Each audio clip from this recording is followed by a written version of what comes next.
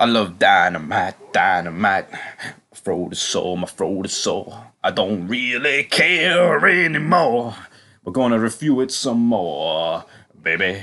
Let's go all the way. Nah, nah, nah. Let's go all the way. 18th of September, 2024. Big Stevie's here to review some more. What's up? Anyway, yeah, my throat is absolutely gone, so I thought I'd give you the best 27 seconds of your life without doing anything dodgy. Anyway, let's go into it. It's Dynamite. It's 18th of September, troops. Yeah, we had some alright stuff. We had some shit stuff. We had the god awful stuff. No real surprise there. We kick off the show though with Moxley, Claudio, and Marina Shafir entering the arena. Darby Allin's also here as well. So what's going to go down? Who really knows what's going to go down? But I'll tell you what's going to kick off the show. Orange Cassidy with Kyle O'Reilly and Briscoe taking on Jericho with Big Bill and Brian Keefe. Like, Jericho just looks done. You've got Shivani, Excalibur, and Taz on commentary, right? They're trying to put over the fact that this was like a great feud like 4 years ago. It was one of the highlights of the COVID era. Aye, yeah, one of the highlights of the COVID era. You know, getting COVID, which could be what I have right now, is actually better than watching Chris Jericho in 2024. And I actually can't stand Orange Cassidy. We said in the preview, this is just two guys, right, that have just went backwards. Like, absolutely backwards. Like, no two ways about it. They have absolutely went backwards. I mean, Jericho pretended that he put Orange Cassidy in the map. No, he didn't, big man. Orange Cassidy couldn't be any fucking further from the map. You know, I'm the map. No, mate, you're no the map. You're just some diddy man that claims to be a rock star. And to burst your bubble, mate, you're no a rock star. You're a diddy man. As for this match, though, Cassidy wins.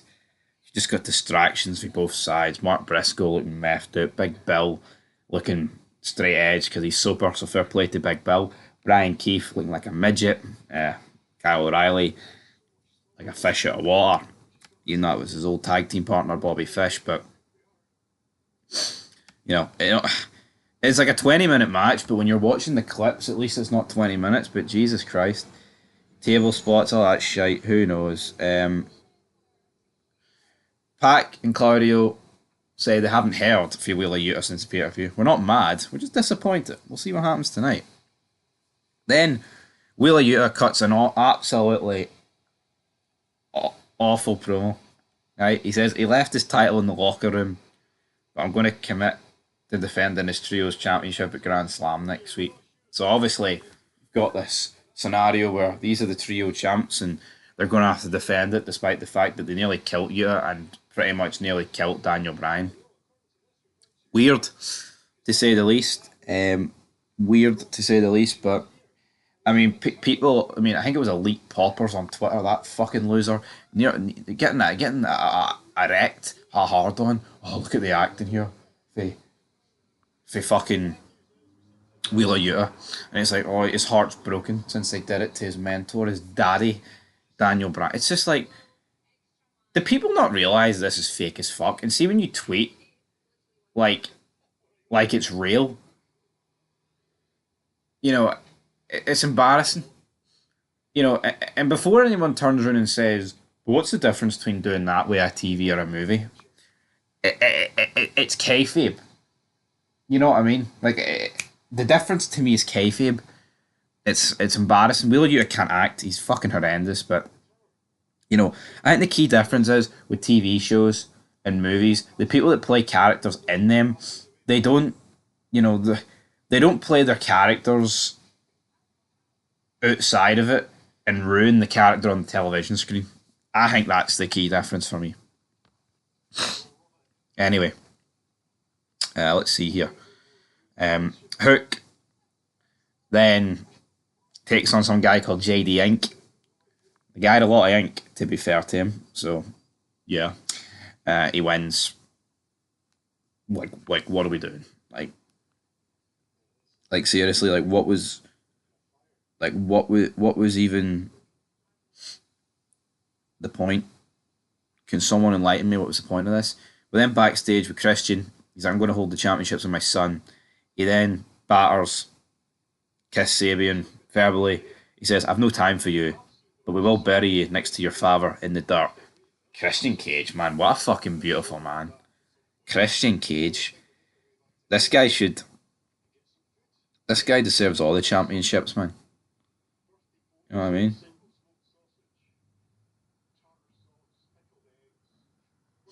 But for whatever reason, he doesn't. Christian, you're finally on your own. Brilliant, like phenomenal feud. I love Christian. You can't get enough Christian in your life, folks. Can't you not? Big Christian Cage. Anyway, up next we've got Serena Deeb and Mariah May taking on Queen Amanita and Yuki Sakashuki.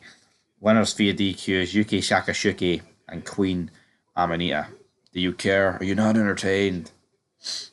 I'm not really entertained if I'm being truthful here, troops. Don't really understand for the life of me what is going on here. After the match, Mariah May beats Yuki up with the belt. Mina's like, I still miss Mariah May. I want to celebrate. Do you really want Mina? Does AEW really want Mina? Well, guess what? Mina's coming. Brilliant.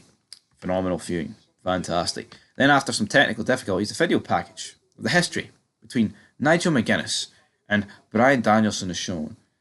You know, but it's worth knowing right. Something's unpredictable. You know, what they're showing about Daniel Bryan at the fucking pay-per-view. Doesn't make any sense to me. Jon Moxley nearly kills Bryan. He puts a plastic bag around his head and tries to kill him, right? Essentially is what happened. But Daniel Bryan is now having a match with Nigel McGuinness. Like, what are we doing?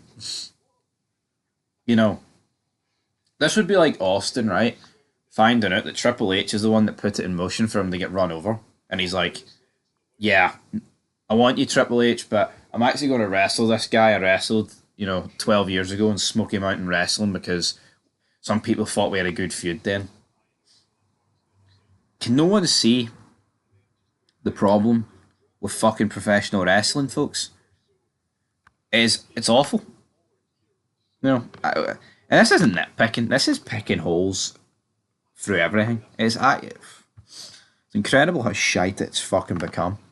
So, we've seen countries fall, but I think the fall of professional wrestling has to be studied to be believed. We then have Jon Moxley, Claudio, and Marina Shafir out here. They batter Private Party. Moxley says they've been here 5 years. They've been here since the beginning, and now they're in the same spot that they've always been in. Not good enough, and I'm going to do you a favour. And he breaks one of their hands. So yeah, I actually thought this segment was good. You know what? See Jon Moxley. Never really liked the guy. But see right now, in September 2024, he's the best guy in wrestling. Yeah, I know. Incredible. Darby Allin said, I'm beating Moxley. Then I'm going to walk into Wrestle Dream and take Daniel Bryan's title. Because he made the save. Then with the Beast Mortos against Ricochet. Ricochet wins. I mean, people are marking it about Ricochet. Oh, they're booking him so great compared to the other show that didn't book him so great. Are you sure about that? I mean, I think both shows are just. I mean, what is Ricochet seriously doing in AEW to warrant people like getting hard-ons over the guy? Don't really understand it. 2 weeks away though, it's going to be Ricochet against Ospreay for the International Championship on Dynamite's 5-year anniversary. So 5 years of AEW Dynamite. Brilliant. Brilliant stuff. Brilliant feud. Then, in tonight's main event, we had the Elite versus the Don Callis family. I'll put my hands up. I'll just never like this style of wrestling. It doesn't matter what they do. I'm always going to shit on it. I don't like it. I never will like it. It's just the flippy dippy, like they're on the ropes, they're doing power bombs, they're doing poison ranas, they're doing this no selling, a million super kicks. It just, I'm just sick of it. I'm just, oh, BTE trigger. Oh, Monster Mafia. Oh, they used to do that finisher. Oh, double underhooks. Oh, Rainmaker. Oh, Rising Knee. Poison Rana. Running Inzaguri. Snapmare. Brainbuster. Super Kick. Hidden Blade. Aye, brilliant. I mean, it's just a fucking jobber match at the end of the day. But they win. The team of the Don Callis family. They beat the Bucks. Um, people are saying that Fletcher and Take a Sheet are the future. Oh, Dave Meltzer masturbating in the fucking Take a Sheet's hair. Oh, he uses the best shampoo in Japan. What does that do for you? What does Take a Sheet's shampoo brand seriously do for you? You know what I mean? Like if we're being serious here, does nothing. Does nothing, guys. And that is where this Dynamite review is going to come to an end. My throat was really bad. There is no two ways about it. Wrestling sucks. Again, the John Moxley stuff for me is the best stuff in wrestling right now. But I'm not going to pretend that John Moxley doing like a 5 minute promo and breaking some guy's hand with a hammer elevates this show to a 10 out of 10. No, no, no. It definitely doesn't. So I'm going to give this show, guys, what am I going to give it? I'll give it a 12 out of 12. I was about to say 12 out of 10. I mean, a 2 out of 10. Fucking 12 out of 10. We're doing a Dave Meltzer and breaking our own scales anyway. Till next time, 2 out of 10.